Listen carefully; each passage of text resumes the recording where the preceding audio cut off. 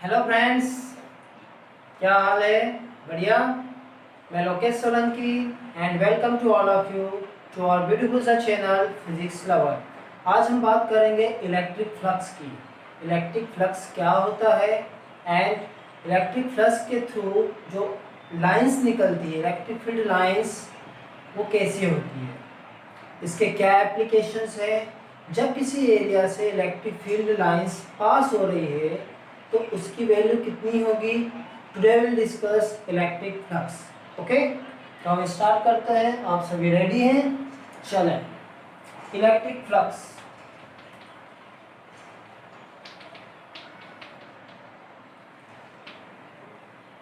Electric flux क्या होता है? तो सबसे पहले बिफोर इलेक्ट्रिक फ्लक्स हमें जानना होगा एरिया वेक्टर, कि एरिया वेक्टर क्या होता है। Because electric flux is the total electric field lines passing through any surface area. जब कभी भी इलेक्ट्रिक फील्ड लाइंस क्या होती है, किसी एरिया से पास होती है, उसे हम कहते हैं इलेक्ट्रिक फ्लक्स। तो हम पहले बात करते हैं एरिया वेक्टर के बारे में। एरिया वेक्टर, आप सोच रहे होंगे कि सर ये क्या कह रहे हैं, एरिया वेक्टर। सर हमने तो मैथ्स में पढ़ा है area is a scalar quantity. Vector कहाँ होता है? Length into breadth is area, length into breadth is area. But area is a vector quantity. आपको ये ध्यान रखना है, एरिया क्या होता है? वेक्टर क्वांटिटी होता है। एरिया जो वेक्टर होता है, areal vector, it is perpendicular to any surface या it is normal to the surface. Area vector, area vector is always normal to any surface।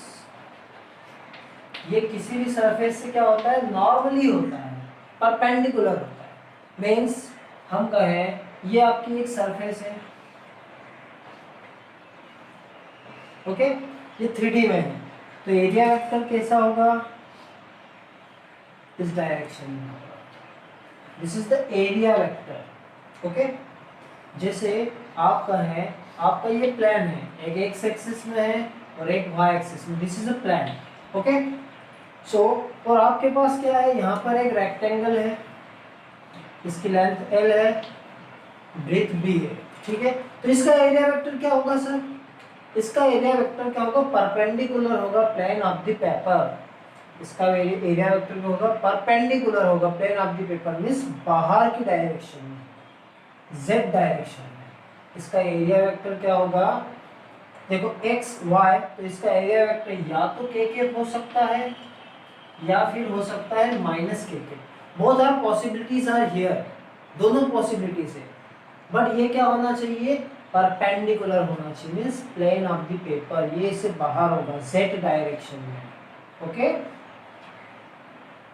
आप यहाँ पर के लिख सकते हैं because if this is a Z axis then this is a area vector. जैसे यहाँ पर एरिया वेक्टर दोनों साइड होगा, ये आपकी सरफेस है, तो एरिया वेक्टर इस साइड भी होगा और इधर भी होगा।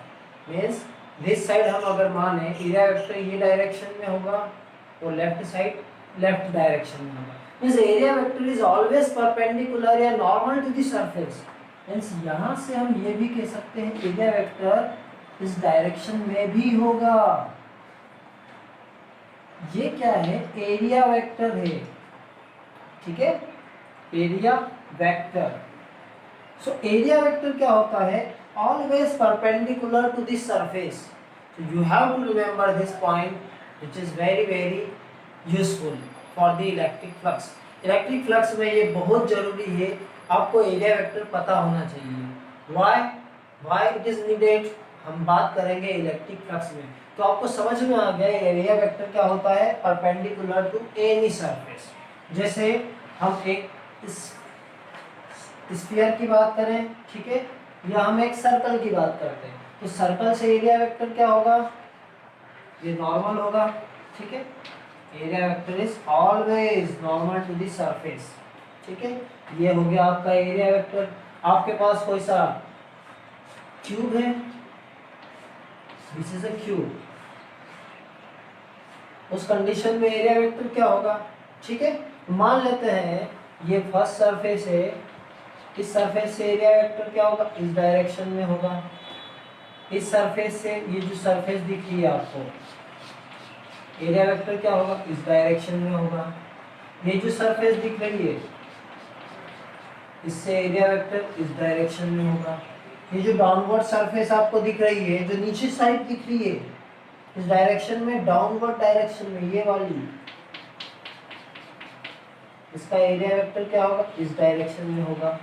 तो जितने भी फेसेस होते हैं, हर एक कंडीशन में सभी फेसेस से, सभी साइड से जो एरिया वेक्टर होता है, दैट इज द परपेंडिकुलर। ये क्या होता है, परपेंडिकुलर होता है। ओके, सो एनी डाउट, कोई प्रॉब्लम नहीं होना चाहिए। क्या आपको ध्यान रखना है, area vector is always perpendicular to the any surface. किसी भी सरफेस से एरिया वेक्टर क्या होता है, परपेंडिकुलर होता है। ओके, हो गया। चले हम अब बात करते हैं इलेक्ट्रिक फ्लक्स की। Area vector is always normal to the any surfaces. ठीक है, ये डायरेक्शन होती है। डायरेक्शन एरिया वेक्टर की दोनों डायरेक्शन पॉसिबल है। जैसे यहाँ पर के कैप है, इस डायरेक्शन में के कैप है, तो पीछे की साइड क्या होगी, ये माइनस के। Both are possibilities are there, दोनों सही है। एरिया वेक्टर दोनों कंडीशन में सही होता है। जैसे सिलेंडर की मैं बात करूं, आपके पास एक सिलेंडर है, इसका एरिया वेक्टर क्या होगा, एक ये सरफेस है, इसका ऊपर की डायरेक्शन में होगा एरिया वेक्टर। एक ये सरफेस है, इसमें नीचे की साइड होगा एक एरिया वेक्टर। और एक कर्व्ड सरफेस है, एक कैसी कर्व्ड सरफेस। कर्व्ड सरफेस के लिए एरिया वेक्टर ये होगा। ओके, कहीं पर भी हो सकता है, बाहर की साइड कहीं पर भी एरिया वेक्टर हो सकता है for the curved surface. Means what is the original thing in the area vector, you have to remember कि area vector is always normal to any surface। कोई सी भी सरफेस आपको दी हो, कैसे भी सरफेस हो, उसके नॉर्मल क्या होता है, एरिया वेक्टर होता है, because it is a vector quantity, not a scalar quantity. ठीक है, ओवर हो गया। चले हम आगे बढ़े इलेक्ट्रिक फ्लक्स की तरफ। ओके, इलेक्ट्रिक फ्लक्स क्या होता है, ये electric flux we already discussed about electric field lines, ये हम पढ़ चुके हैं। आपने अगर मेरा पुराना वीडियो नहीं देखा है related to electric field, electric flux, you must watch. Electric flux क्या होता है ये, तो हम डायग्राम से समझते हैं इलेक्ट्रिक फ्लक्स क्या होता है। ठीक है, ये है कोई सरफेस एरिया, ये क्या है, आपके पास एक सरफेस एरिया है, and this is a uniform electric field. ये है यूनिफॉर्म इलेक्ट्रिक फील्ड। ठीक है, क्या है ये, यूनिफॉर्म इलेक्ट्रिक फील्ड। आप देख पा रहे हो कि जो सरफेस एरिया है, वहां से क्या पासेस हो रही है, यूनिफॉर्म इलेक्ट्रिक फील्ड पास हो रही है। Electric field lines are passing through इस सरफेस एरिया, उसे ही हम क्या कहते हैं, फ्लक्स कहते हैं। कि whenever the number of electric field lines passing through any surface area, that is known as the electric flux। जितनी ज़्यादा इलेक्ट्रिक फील्ड लाइंस पास होंगी, उतना ज़्यादा हमारे पास फ्लक्स होगा, उतना ज़्यादा पावर होगा, उतनी ज़्यादा उसकी स्ट्रेंथ होगी। ओके, तो हम क्या लिख सकते हैं स्टेटमेंट में कि the total number of electric field lines passing through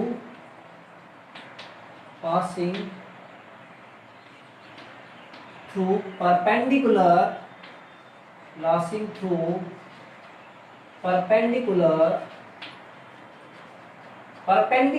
okay, passing through perpendicular any surface area is called flux, electric flux। Okay, कि जब कभी भी जो इलेक्ट्रिक फील्ड लाइंस है, ये किसी भी एक क्लोज्ड सरफेस एरिया से पास होती है परपेंडिकुलरली, ओके, परपेंडिकुलर पास होना चाहिए, तभी क्या होगा, फ्लक्स होगा। जितनी ज्यादा इलेक्ट्रिक फील्ड लाइंस होगी, उतना ही ज्यादा फ्लक्स होगा। हम पढ़ चुके हैं इलेक्ट्रिक फील्ड लाइंस की क्या प्रॉपर्टी थी। इलेक्ट्रिक फील्ड स्ट्रेंथ मैक्सिमम होती है when electric field lines are crowded. Okay, मतलब आपने क्या किया, जैसे नॉर्मली इसमें हम फ्लक्स की बात करें तो flux is denoted by phi, it is denoted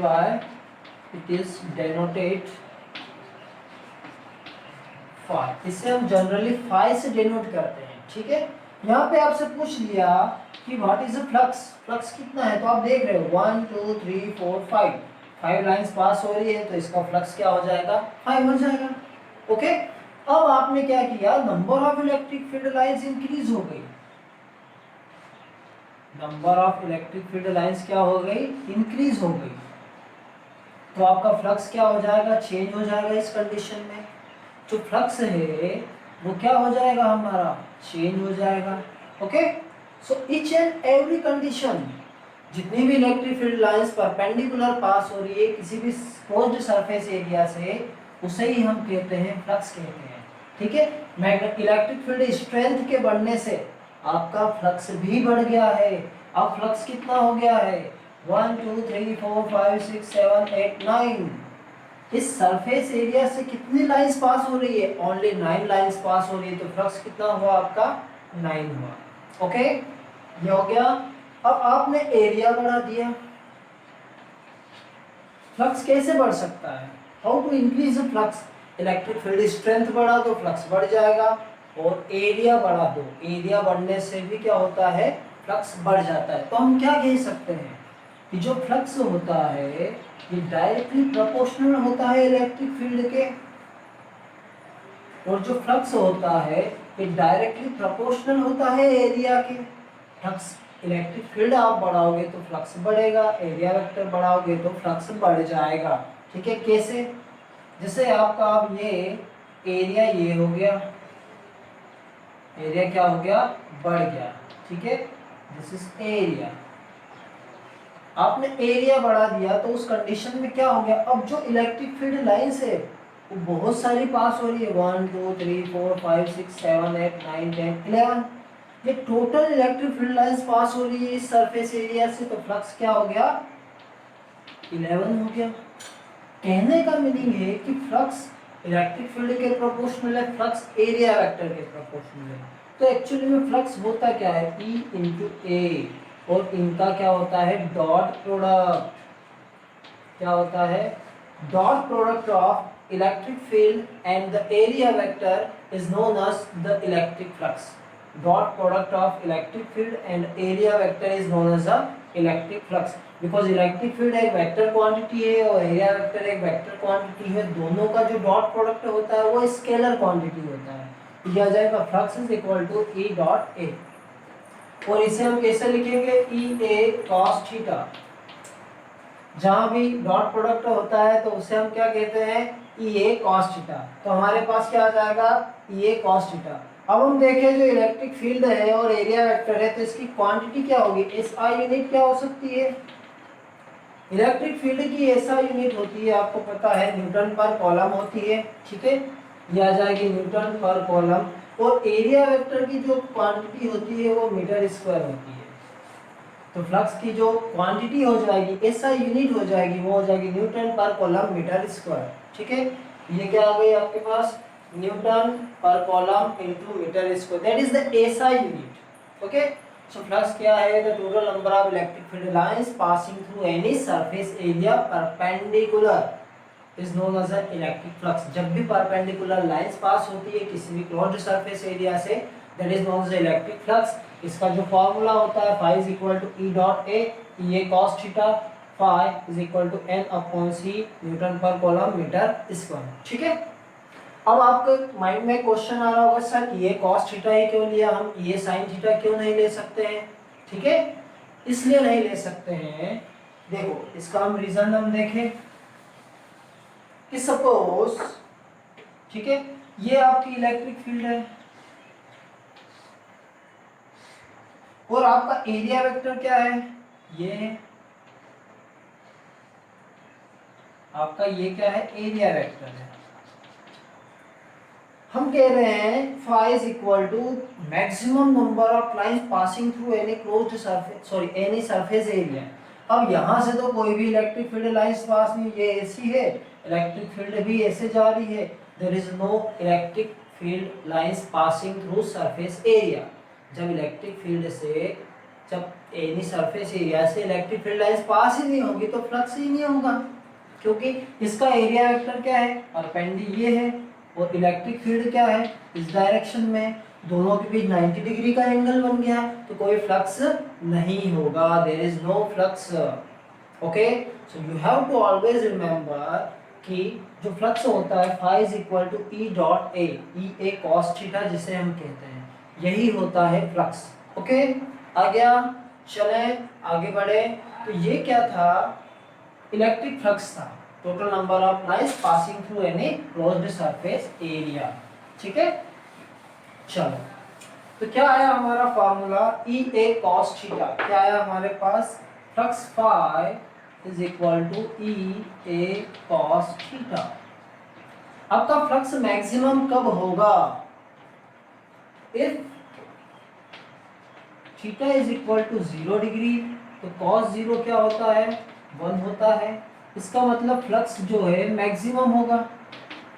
ठीक है, cos 0 इज इक्वल टू 1, उस कंडीशन में हमारा जो फ्लक्स होगा वो क्या हो जाएगा, मैक्सिमम हो जाएगा। अब कैसे, अब ये जो फॉर्मूला है ये कहाँ से आया, हम इसकी बात करें। चले, ये है आपका एक surface area, this is the surface area, इसका एरिया वेक्टर क्या होगा, ये होगा या नहीं, this is the area vector हुआ। हम कह रहे हैं जो इलेक्ट्रिक फील्ड लाइंस है वो ऐसे जा रही है, इलेक्ट्रिक फील्ड लाइंस क्या है, कुछ एंगल से जा रही है एरिया वेक्टर के। Okay, electric field lines passing through surface area at some angle theta, theta angle से जा रही है। उस कंडीशन में अब हम देखें जो डेफिनेशन थी, according to definition electric field lines passing through any surface area perpendicular, तो यहाँ का जो परपेंडिकुलर कंपोनेंट है वो ये वाला होगा। ठीक है, ये तो ये हो जाएगा आपका ई साइन थीटा, और ये क्या हो जाएगा, ये वाला कंपोनेंट ई कॉस थीटा। ठीक है, this is the E cos theta. तो उस कंडीशन में जो फ्लक्स होगा हमारा, क्या कहा, ये सरफेस एरिया के परपेंडिकुलर कौन सा कंपोनेंट है, ई कॉस थीटा इसके परपेंडिकुलर कंपोनेंट है, मतलब ये इससे पास हो रही है इलेक्ट्रिक फील्ड लाइंस, इन दोनों के बीच आप देखो एक ही डायरेक्शन में है, तो यही तो होता है फ्लक्स। फ्लक्स क्या होता है, ई ए कॉस थीटा, मतलब E cos theta into A, आपको क्या मिल जाएगा flux, E A cos theta. यहाँ से हमारा ये फॉर्मूला आया। Means it depends on the angle between the area vector and the electric field, जितना ज़्यादा एंगल होगा वैसे ही फ्लक्स आपका चेंज होगा। Theta is equal to 0 degree होगा, फ्लक्स मैक्सिमम होगा जब इलेक्ट्रिक फील्ड क्या होगी, जब इलेक्ट्रिक फील्ड परपेंडिकुलर होगी एरिया वेक्टर के, मतलब हम कहें ये आपका सरफेस एरिया, ये इसकी डायरेक्शन, इलेक्ट्रिक फील्ड क्या है, परपेंडिकुलर है, ऐसे है इलेक्ट्रिक फील्ड, तो उस कंडीशन में कोई भी फ्लक्स होगा ही नहीं। होगा क्या, नहीं होगा, क्योंकि थीटा क्या है 90 डिग्री है, और cos 90 डिग्री क्या होता है, 0 होता है। cos 90 क्या होता है, 0 होता है या नहीं, तो फ्लक्स क्या हो जाएगा, 0 हो जाएगा। इस कंडीशन में फ्लक्स क्या होगा, मिनिमम होगा, मिनिमम फ्लक्स। तो whenever the surface and the electric field are perpendicular to each other, then electric flux is equal to 0। उस कंडीशन में इलेक्ट्रिक फील्ड क्या हो जाएगी, 0 हो जाएगी। तो आपको ये चीज ध्यान रखना है, रिमेंबर दिस पॉइंट। ओके, चले अब कोई कुछ क्वेश्चन देख लेते हैं, 2-4 क्वेश्चन देख लेते हैं related to the electric flux. देखें हम, ओके चलें। ठीक है, ओके। पहला क्वेश्चन, आपके पास एक रेक्टेंगल दिया है, ठीक है, ये एक रेक्टेंगल है, ओके, स्क्वायर मान लेते हैं, दिस इज ए स्क्वायर, ये एक स्क्वायर है एक्स वाई प्लेन में, ओके। और जो डायरेक्शन है इलेक्ट्रिक फील्ड की, ये है डायरेक्शन, ये क्या है, this is the direction of electric field, इसकी जो साइड है वो ए और ए है। तो what is the electric flux, electric flux क्या होगा आपको बताना है। अभी हमने बात की इलेक्ट्रिक, ये क्या होता है, एरिया वेक्टर इसका बाहर की तरफ होगा या नहीं, area vector is outward normal to the surface, outward normal to the surface. Electric field कैसी है, एक्स एक्सिस में है, एरिया वेक्टर जेड एक्सिस में है, तो फ्लक्स क्या हो जाएगा, cos 90 डिग्री हो जाएगा। इनके बीच एंगल कितना बनेगा, 90 डिग्री बनेगा, ठीक है। तो आपका फ्लक्स क्या हो जाएगा, जीरो हो जाएगा, electric flux is equal to zero. But second case, ये आपका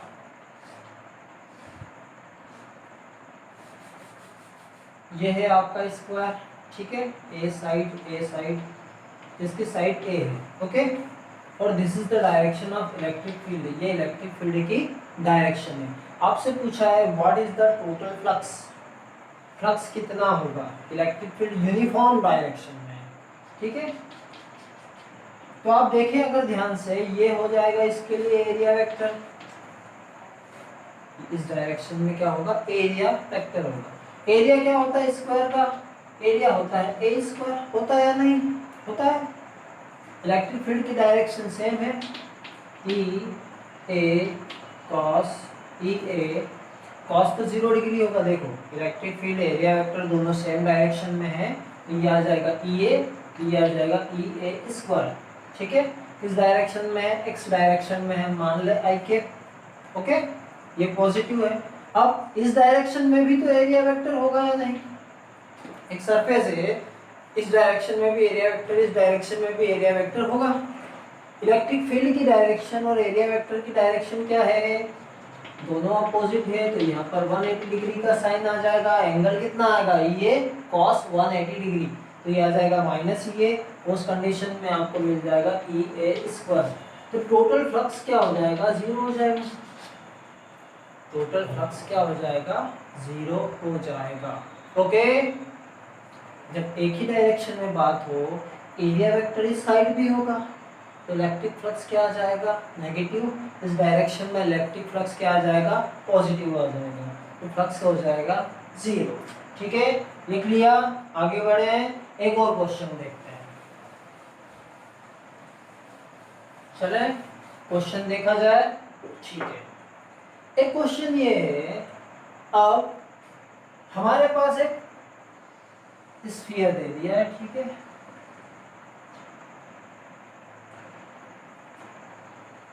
एक स्फीयर है, ठीक।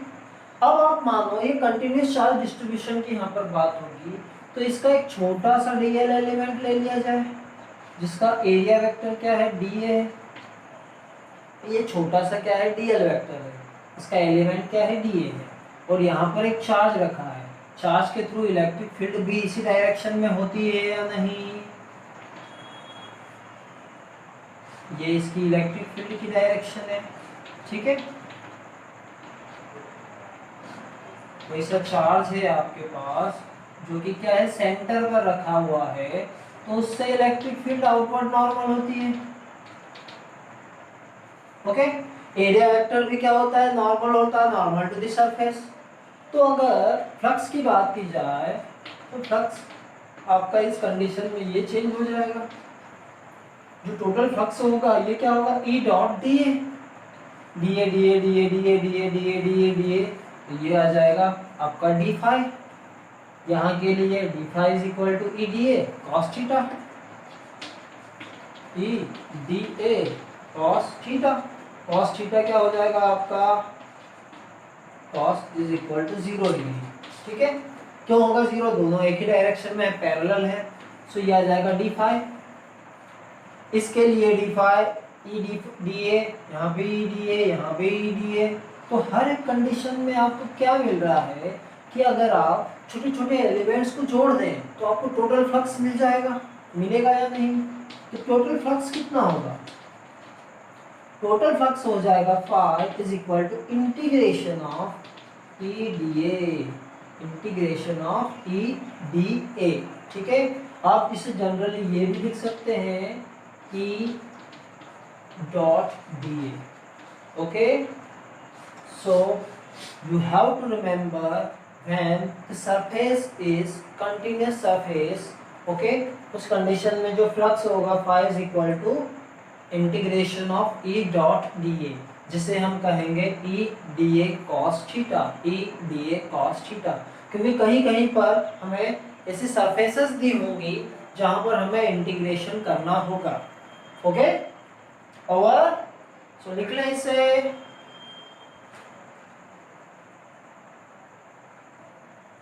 ठीक है, ये सभी था इलेक्ट्रिक फ्लक्स के बारे में। ओके, इलेक्ट्रिक फ्लक्स क्या होता है, the total number of electric field lines passing through any surface area perpendicularly. कैसी, परपेंडिकुलर जब भी इलेक्ट्रिक फील्ड लाइंस पास होंगी that is known as the electric flux. Okay, so thank you for watching and like and subscribe करते रहें, हौसला बढ़ाते रहें। Thank you.